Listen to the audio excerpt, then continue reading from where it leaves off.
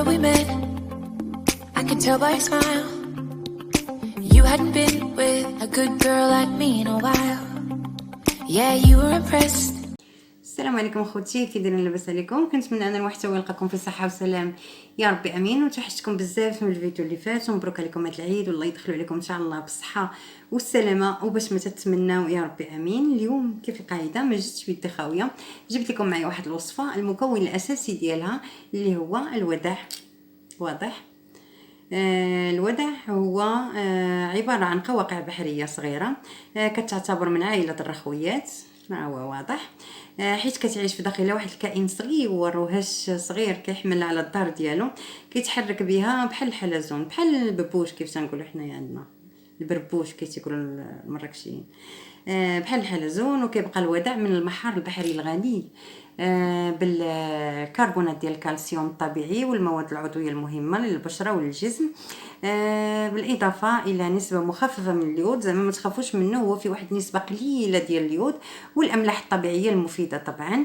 الدور ديالو التجميلي هو كيفتح البشره الوجه والجسم، الركب والاكواع والاماكن، حتى هو معروف بالتبييض، وكاين بزاف ديال الكريمات داخل فيها المكون ديال الوداع. كيمكن نستعملو حتى للاماكن الحساسه، بشرط اننا المواد اللي غنستعملو معاه تكون مواد طبيعيه بحال اللي غنستعمل اليوم.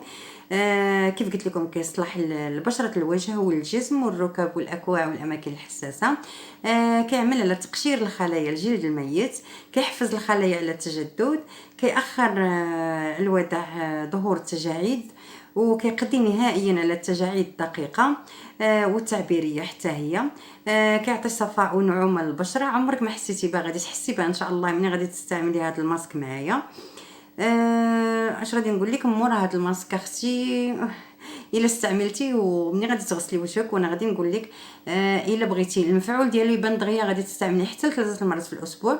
اما عاده كنستعملو 2 مرات في الاسبوع الا ما كانش فينا الكلف، حيت هو كيقضي نهائيا على الكلف، وهذه القضيه راهي معروفه.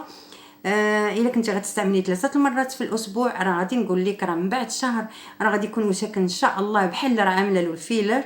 وغادي تردي عليا الخبر، وخليو لي البنات في لي كومونتير من بعد ما تستعملوا ان شاء الله هاد القناع هذا، اولا كيتستعمل حتى قماش.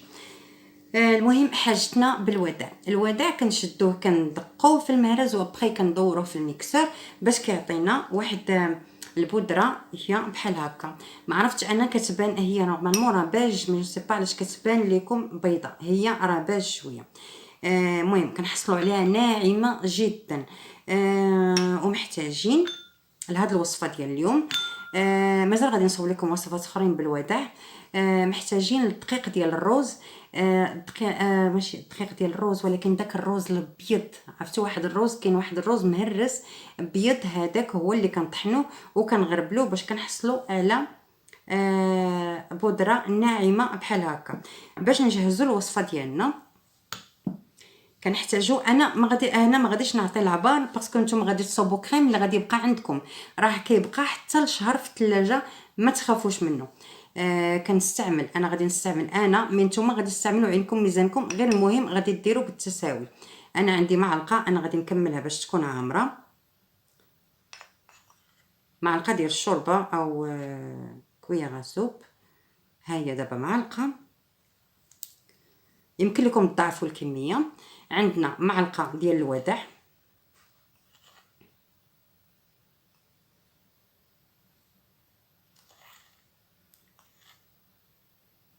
معلقه ديال الوداع. كنزيدوا عليهم عصير ديال الحامض. بعدا قبل ما نزيد عليهم العصير ديال الحامض انا دقيت الوداع. الاخوات اللي كاينين في الشرق الاوسط، كنقول لهم يا اخواتي انتم محظوظات جدا جدا جدا. علاش؟ بان في الشرق الاوسط كاين واحد الحامض اللي هو سميتو، هذاك الحامض سميتو حامض او الليمون، هما تيقولوا له الليمون. الحامض سميتو هو صفر وصغيور، سميتو حامض الدق. هاد حامض الدق اشنو تنديرو؟ كنشدوه. هادو الاخوات اللي في الشرق الاوسط اللي توفر عندهم هاد الحامض، انا ما عرفتش واش كيتباع في المغرب، ما نكذبش عليكم ما عرفتش. كنشدوه هاد المحار وكنديروا فيه كنخويو عليه الحامض الدق، هذاك الحامض الصغير وبورطون فيه الماء واخا صغيور ولكن فيه الماء. كنسدو عليه وكنخليوه في مكان مظلم لمده اسبوع وكيتحول بحال جيلاتين. واو هذاك واحد الماسك خطير خطير خطير جدا. ولكن الا ما كانش هذاك حامض الدق كيمكن لكم تستعملوا غير الحامض الطبيعي.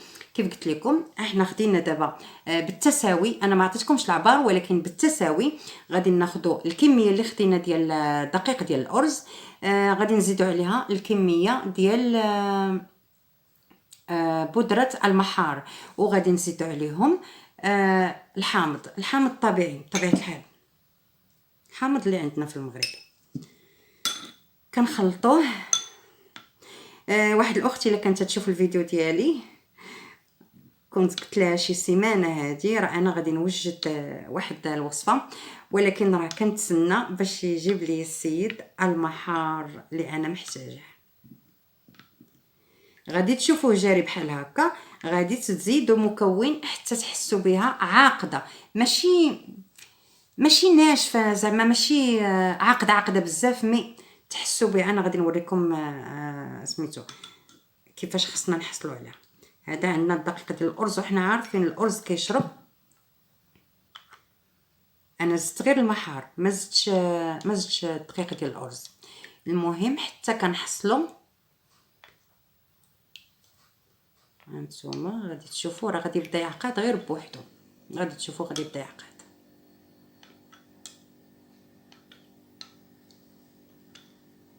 غادي تحصلوا على خليط بحال هذا. نتوما غادي ما حدكم نتوما تتحركوا وانتوما كتحسوا به بدا تيعقد، حيت عارفين الارز كيشرب وتيعقد.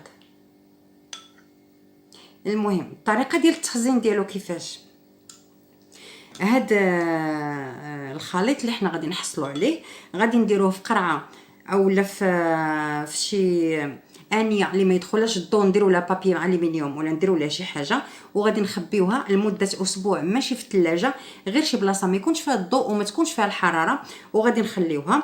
المهم انا راه مصوبه قبل من اسبوع هاد الخليط ديالي. غادي تحصلوا على خليط كريمي بحال هكا. ها هو هذا خليط ديال الحامض. وبعد الاخوات اللي عندهم حساسيه من الحامض راه كيمكن لهم يستعملوا ماء الورد او ماء الزهر، ماشي مشكل. اما هو كيمشي مع الحامض، الودع كيمشي مع الحامض او المحار كيمشي مع الحامض.